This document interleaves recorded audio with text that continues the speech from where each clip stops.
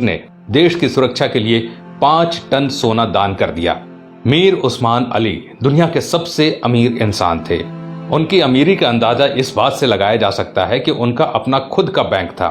साल 1944 में उन्होंने ही स्टेट बैंक ऑफ हैदराबाद की स्थापना की, जो बाद में भारतीय स्टेट बैंक में बदल गया।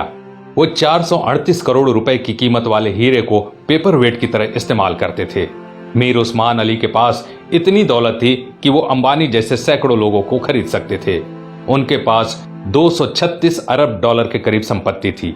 एक वक्त था जब दुनिया के सबसे अमीर इंसान थे मीर उस्मान। साल 1937 में टाइम्स मैगजीन ने उन्हें कवर पेज पर जगह दी। पूरी दुनिया के सबसे अमीर उस्मान अली ने एक वक्त इटली और इंग्लैंड से भी बड़ी रियासतों पर राज किया। वो हैदराबाद के नवाब महबूब अली खान के बेटे थे।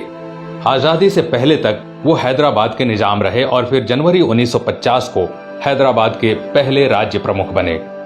मीर उस्मान अली भारतीय इतिहास में सबसे ज्यादा दान देने वाले शख्स हैं। साल 1962 में भारत चीन युद्ध के वक्त मीर उस्मान ने भारत की सरकार को 5 टन सोना दिया था, जो कि किसी भी शख्स द्वारा दिया गया अब तक का सबसे बड़ा दान है।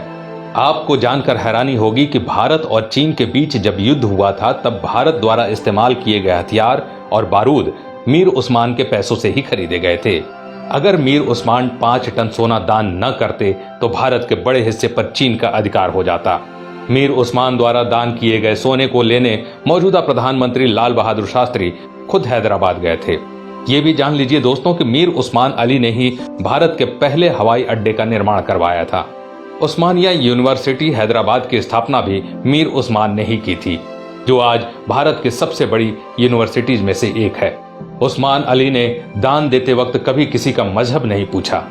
उन्होंने जहां एक तरफ अलीगढ़ मुस्लिम यूनिवर्सिटी को 5 लाख रुपए दान किए, वहीं बनारस हिंदू यूनिवर्सिटी को 10 लाख रुपए भेजे। संविधान निर्माता भीमराव अंबेडकर को मीर उस्मान अली ने 54 एकड़ जमीन दान दे दी, जिस पर बाद में कई कॉलेज और यूनिवर्सिटीज का निर्माण हुआ। मीर उस्मान की सादगी का इसी बात से अंदाजा लगाया जा सकता है कि उन्होंने एक टोपी और एक कंबल में अपनी पूरी जिंदगी गुजार दी। यहाँ तक कि उन्होंने कभी सोने और चांदी के बर्तनों में खाना तक नहीं खाया। उनके लिए एक टीन की प्लेट बनाई गई थी, जो वो जिंदगी भर इस्तेमाल करते थे। निजाम म्यूजियम में मौजूदा दस्तावेजों के मुताबिक मीर उस्मान का जनाजा दुनिया का सबसे बड़ा जनाजा था।